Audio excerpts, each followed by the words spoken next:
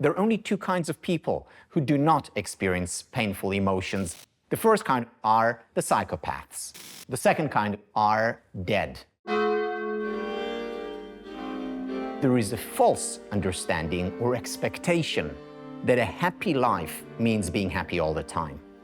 No, learning to accept and even embrace painful emotions is an important part of a happy life, and the study of painful emotions is an important part of the field of happiness studies.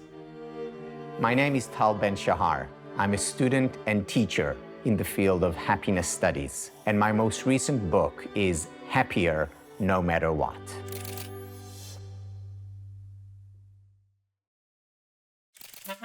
There is a very important concept that was introduced by Nassim Taleb, and that is antifragility. Antifragility is essentially resilience 2.0. Resilience 1.0 is when we put pressure on a system. After the pressure is lifted, that system goes back to its original form.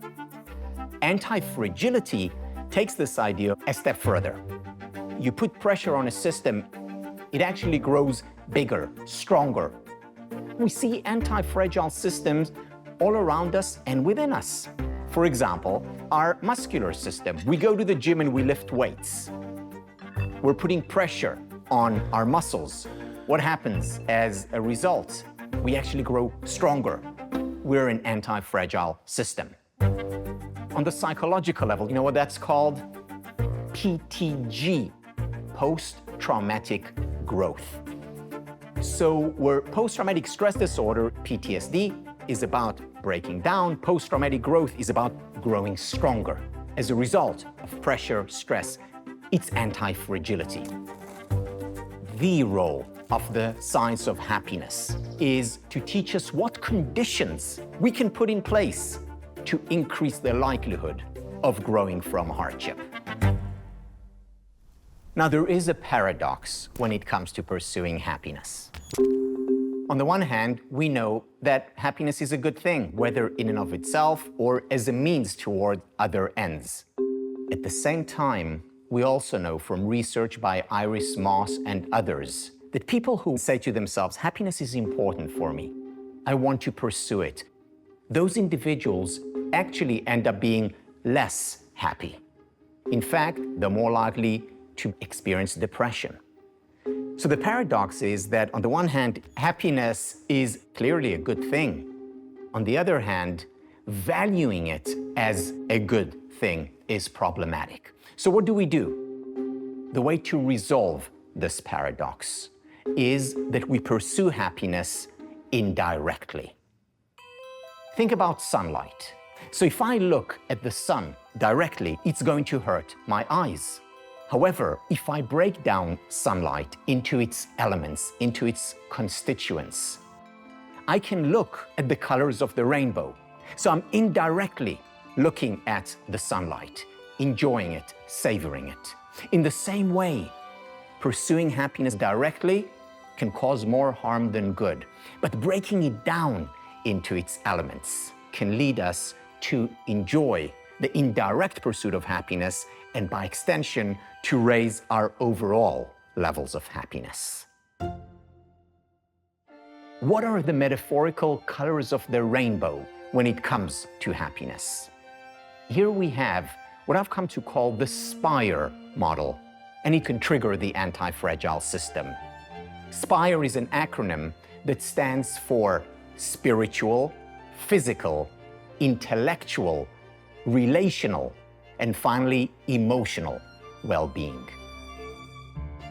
Spirituality is about finding a sense of meaning and purpose in life, at work and at home. If you wake up in the morning with a purpose, you're more likely to overcome barriers. When it comes to physical well-being, the most important idea to look at is stress, the silent killer. In the United States, more than half of the employees do not use up their vacation time. And even those that do, close to half are still tethered to their work. The problem is not the stress, it's the lack of recovery.